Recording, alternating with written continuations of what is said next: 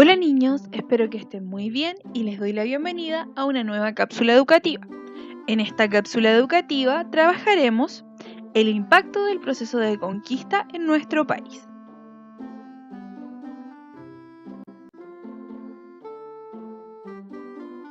Pero antes de que abordemos este tema, necesitamos recordar algunas cosas que son muy importantes, ¿ya?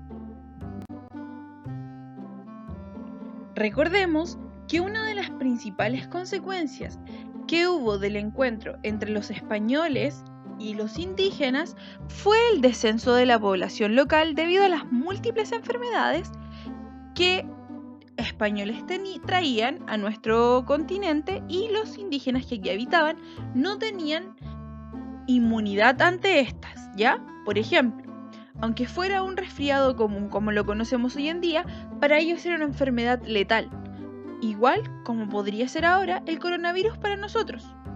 ¿Ya? ¿Por qué? Porque nosotros no estábamos acostumbrados a ese tipo de enfermedades. Además, otra causa fueron los enfrentamientos. Recuerden que el proceso de conquista y de colonización en América fue un proceso violento, donde los españoles estaban más armados, ¿ya?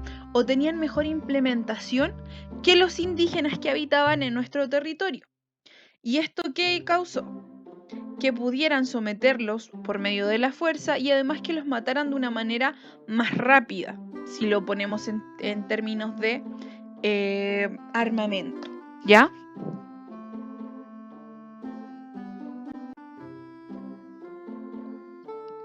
Niños, ¿sabían ustedes que las ciudades coloniales eran ordenadas? ¿Saben por qué eran tan ordenadas? Bueno, porque estas fueron diseñadas según el plano de Damero. ¿Qué quiere decir esto? Que se parecían mucho a lo que es un tablero de ajedrez. Por eso todas las ciudades de Chile, bueno, no todas, algunas, porque hay algunas excepciones pequeñitas, se parecen y en la Plaza de Armas podemos encontrar, por ejemplo, la municipalidad, la catedral y además el banco, en nuestro caso, anteriormente eran otras instituciones públicas, y servicios públicos. Bueno, también tenemos que decir que la Plaza de Armas se encuentra al centro de la ciudad y desde ahí se comienza a expandir. Ese es un dato curioso que parte desde esta parte de la historia, valga la redundancia, desde la colonia.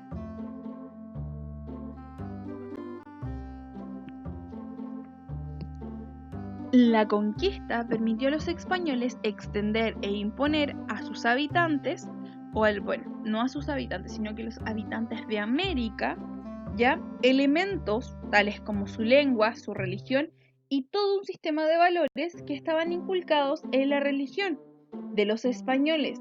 Por eso nosotros profesamos la fe católica, por eso nosotros hablamos el español, porque a nosotros se nos impuso cuando ellos arribaron desde Europa y llegaron a nuestro continente y lo colonizaron, nos impusieron sus creencias, su cultura.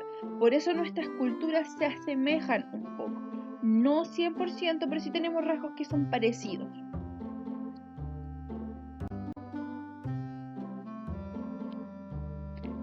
El periodo de la colonia comienza tras el último levantamiento que se da por parte de los indígenas. Esto ocurrió a finales del siglo XVI y se fija una barrera natural en el sur del territorio chileno, es decir, en el río Biobío. Y desde esa parte hacia el sur de nuestro país, ya es ocupada ampliamente por los indígenas que no pudieron colonizarse o que impusieron tal resistencia que mantuvieron a los españoles desde el río Biobío hacia el norte. Imagínense, nosotros sí alcanzamos a ser colonizados. Este periodo de la historia de Chile comprende los siglos XVII y XVIII y parte o una parte del siglo XIX. Este periodo además se caracteriza ¿por qué? Bueno, por el establecimiento de instituciones que dependían de la corona española y además se genera un importante mestizaje, tanto cultural, con elementos que van desde los indígenas, los españoles y más o menos en alguna escala de algunos africanos. Ojo, cuando yo les digo el proceso de mestizaje, ¿qué quiero decir? Mestizaje viene o lo conocemos en el lenguaje coloquial como la mezcla de dos culturas que se hacen mestizas, que se hacen una, ya tomando elementos de cada una de ellas. Por ejemplo, nosotros tenemos palabras que son en mapudungún y otras palabras que son en español. Y estas palabras las ocupamos en el lenguaje cotidiano debido a que nosotros somos producto de ese mestizaje. Tenemos celebraciones que también pasa lo mismo. Hay celebraciones que son propiamente tal que las adquirimos desde España y otras que las adquirimos desde los mapuches. Y eso se mezcla porque nosotros somos una mezcla de ambas culturas. Ya incluso si nosotros nos ponemos a estudiar, por ejemplo, nuestros rasgos, vamos a encontrar que tenemos rasgos de ambas partes. Por lo que yo les digo, por el proceso de mestizaje.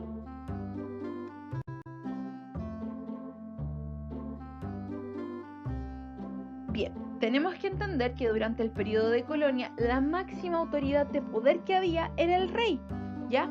Su poder no tenía límite, tanto en España como en América. Sin embargo, adivinen qué, él no podía gobernar y controlar todo desde España, porque se encontraba al otro lado del océano Atlántico. ¿Se imaginan lo que es gobernar desde allá?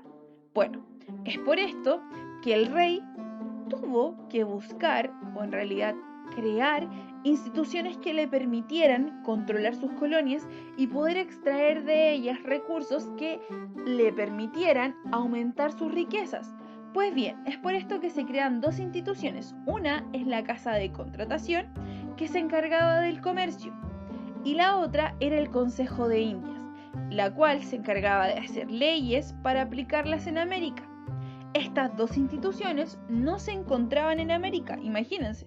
Sí controlaban América, pero no se encontraban aquí, se encontraban en España. Es un poco paradójico, ¿cierto? Sí.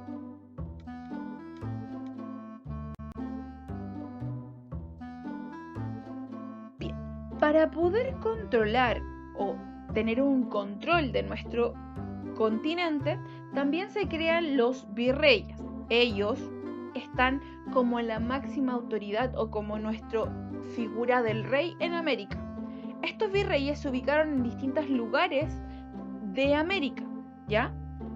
Por ejemplo, Perú, México y Argentina.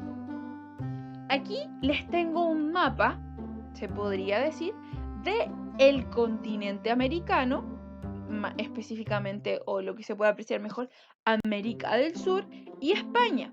Pues bien, vamos a ver dónde se encontraba o a qué pertenece cada uno de estos dibujitos que aparece aquí.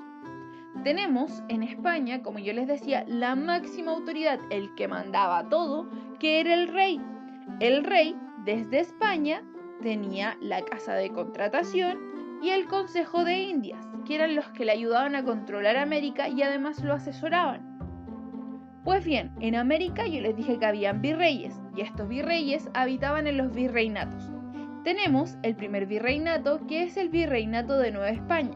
Este se ubicaba en el país, que ahora conocemos como México. También tenemos el Virreinato de Nueva Granada. Aquí actualmente se ubica Colombia. Tenemos el Virreinato del Perú, que como su nombre lo dice, actualmente está Perú. Nosotros, como colonia española, pertenecíamos al Virreinato del Perú. Y el último virreinato, que era nuestro vecino, era el Virreinato de La Plata. Estos 4 virreinatos le servían al rey para poder controlar este nuevo territorio y ver la mejor forma en que podía extraer las riquezas que había, ¿ya? Que teníamos, por ejemplo, en el Virreinato del Perú, gracias a los incas teníamos mucha riqueza en lo que eran oro y metales preciosos, que, como dato curioso, en España se estaba viviendo el monopolio comercial, y el monopolio comercial no es nada más que la acumulación de riquezas, y estas riquezas son metales preciosos, como oro y plata y algunas joyas, ¿ya? Y adivinen qué pasaba si el rey en América tenía minas de oro, minas de metales preciosos.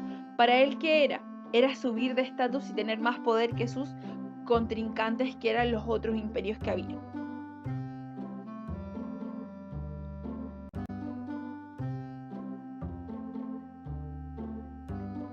Niños, niños, les tengo otro dato curioso, adivinen qué.